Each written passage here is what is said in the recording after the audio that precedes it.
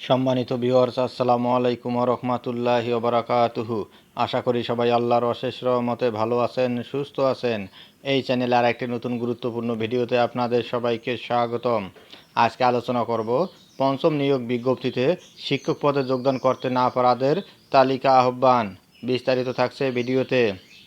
এই ভিডিওটি দেখার আগে যারা এই চ্যানেলে একদম নতুন তারা অবশ্যই চ্যানেলটি সাবস্ক্রাইব করে পাশে থাকা বেল আইকনটি প্রেস করে দিন। আর যারা ইতিমধ্যে সাবস্ক্রাইব করেছেন তাদেরকে জানাই অসংখ্য ধন্যবাদ। পঞ্চম নিয়োগ বিজ্ঞপ্তিতে শিক্ষক পদে যোগদান করতে না পারাদের তালিকা আহ্বান। বেসরকারি শিক্ষক নিবন্ধন ও প্রত্যয়ন কর্তৃপক্ষের এনটিআরসিএ পঞ্চম নিয়োগ বিজ্ঞপ্তির চূড়ান্ত সুপারিশের শিক্ষক পদে যোগদানের শেষ সময় ছিল 19 সেপ্টেম্বর। কিছু সংখ্যক প্রার্থী এই সময়ের মধ্যে বিভিন্ন কারণে যোগদান করতে পারেননি। যোগদান করতে না পারার কারণসহ সংশ্লিষ্ট শিক্ষা প্রতিষ্ঠানের তালিকা চেয়েছে শিক্ষা মন্ত্রণালয়। এ সংক্রান্ত চিঠি শিক্ষা মন্ত্রণালয় থেকে বেসরকারি শিক্ষক নিবন্ধন ও প্রত্যয়ন কর্তৃপক্ষের এনটিআরসিএ চেয়ারম্যান বরাবর পাঠানো হয়েছে।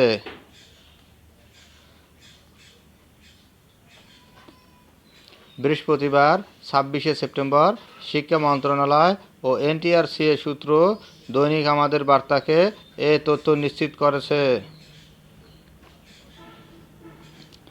সূত্র জানায়, এনটিআরসিএ থেকে পঞ্চম নিয়োগ বিজ্ঞপ্তিতে 19,586 জন প্রার্থীকে বেসরকারি শিক্ষা প্রতিষ্ঠানে প্রবেশ পর্যায়ে শিক্ষক পদে নিয়োগ সুপারিশ করা হয়।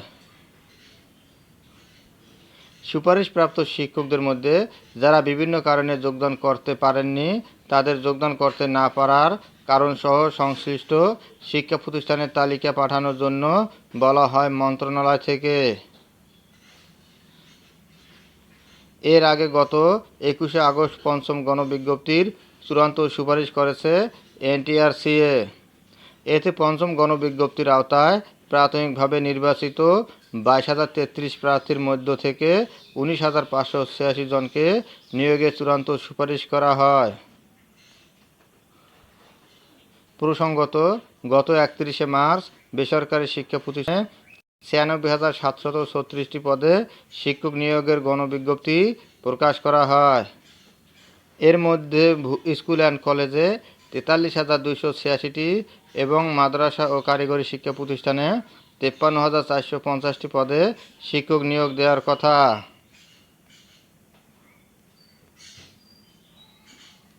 বেসরকারি শিক্ষা প্রতিষ্ঠানে এন্ট্রি লেভেলের শিক্ষক নিয়োগের প্রার্থী বাছাই ও সুপারিশের দায়িত্বপ্রাপ্ত প্রতিষ্ঠান এনটিআরসিএ। 2005 খ্রিস্টাব্দে যাত্রা শুরুর সময় শুধু প্রাক যোগ্যতা নির্ধারণী সনদ দেওয়া হতো, সেটা দেখিয়ে শিক্ষক পদে আবেদন করতে পারতেন। কিন্তু শিক্ষক হিসেবে নিয়োগ পেতে বেসরকারি ব্যবস্থাপনা কমিটির নেওয়া পরীক্ষায় ছিল চূড়ান্ত। ধন্যবাদ জানিয়ে বিদায় নেওয়ার আগে আবারও অনুরোধ জানাই, যদি ভিডিওটি ভালো লাগে এবং সর্বশেষ এনটিআরসি আপডেট নিউজ পেতে চান তাহলে অবশ্যই চ্যানেলটি সাবস্ক্রাইব করুন। ধন্যবাদ সবাইকে।